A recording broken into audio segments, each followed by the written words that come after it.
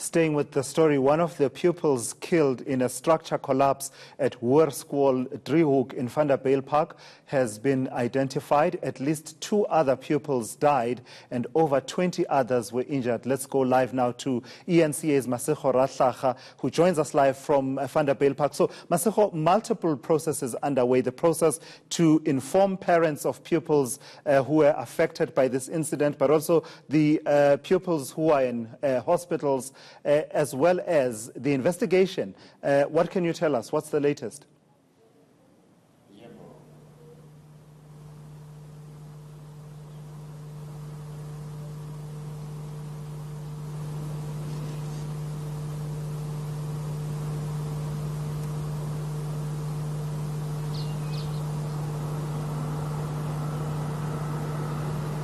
Well, Tulasizo, we are in front of the Vanderbijlpark Hospital where 2 pupils were treated at this hospital.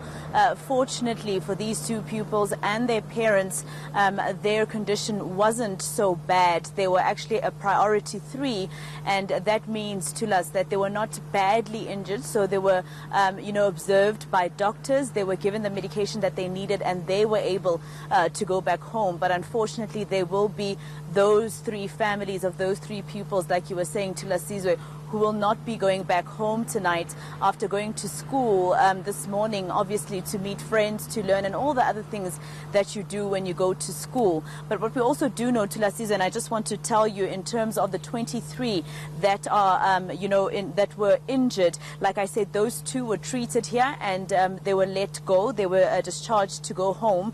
Then there was 1 at Johan Haynes Hospital.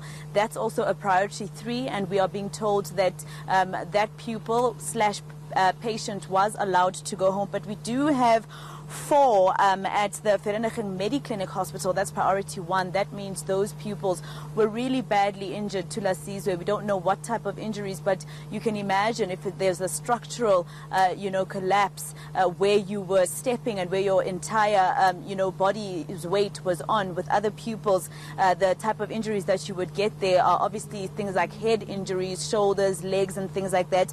There's 9 at Emfuleni Clinic and 1 at Park Hospital. Those are the pupils, and if I count 9, 4, and 1, that's 14 pupils who are in hospital in critical condition. What we do also know, Tulasizo, is that there was a mother, unfortunately, who's also in critical condition in hospital, because after she heard about the accident, she drove as fast as she could to the school to try and assess what's happening with her child, and she was unfortunately involved in a car accident. And what police in the area are telling my colleague Lindelo Masigani, who was here earlier, is that that mother is in a critical condition as well in hospital. We don't know, in terms of the fact that she's a parent and she was obviously going there to check on her child or children. We don't know what's happening with her, with the people that she was going to check on.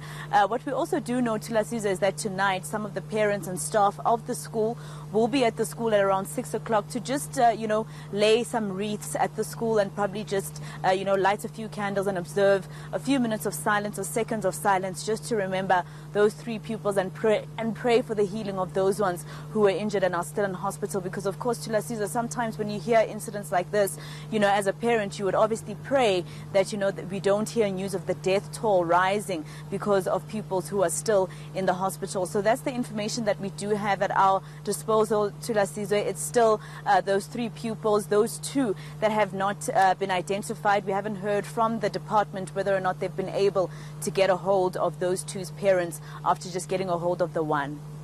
All right, thank you so much for that update. That's eNCA's Masego Rahlaga out in the Val tracking that story after what's really been a heartbreaking day at School Driehoek.